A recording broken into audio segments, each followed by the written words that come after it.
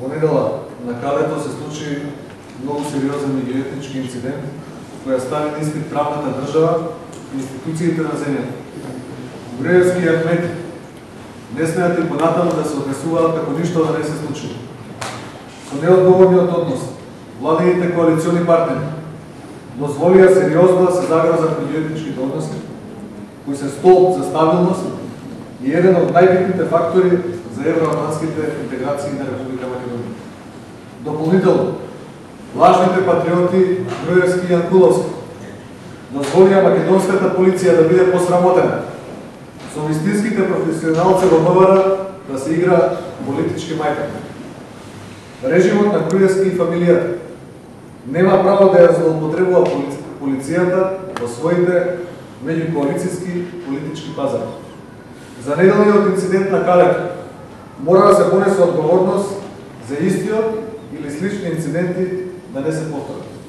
Не може одговорноста за толку сериозен инцидент да се бара само од еден вработен во холандската амбасада. Не може Јанкуловска и Вучи да ги тепаат и газат тутунарите, стечајците и млекарите, а да ги вадат лисиците од насилниците на Скопското каре. Затоа, кога се повика холандскиот амбасадор на одговорност, на ист начин и уште повеќе, треба да се повикаат на одговорност и веднаш да бидат разрешени Јанкуловска, Вучи и Паско Кузман како најодговорни за инцидентот на Калето. Груевски мора подитно да ја лоцира и побара одговорност кај овие тројца, бидејќи постојат сериозни индици дека во сабота повторно се организира поголема група навигачи на Калето. Во спротивно, без брзо расчистување на инцидентот и утврдување на одговорност на сите инволвирани лица, Груевски ризикува да се случи уште поголем меѓуетнички инцидент од мазнички поводи. Ако не ги разреши тројцата владени функционери, Груевски ќе потврди дека самиот е креатор и менаџер на меѓуетничките тези за дневно политички потреби. Благодарам, ако имате прашање, поведете.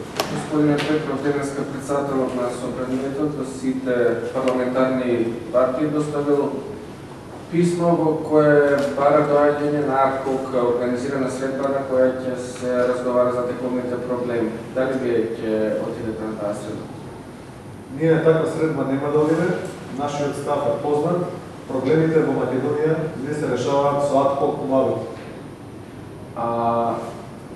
Денеска на координација се е договорено меѓу владеачките партии да се отпочне со првата фаза на уставните измени. Ќе има ли легитимитет таа дебата и евентуално крајниот исход од овите уставните измени? Самиот факт дека се пристапува кон толку сериозна материја без учество на опозицијата укажува само за неодговорен однос на власт.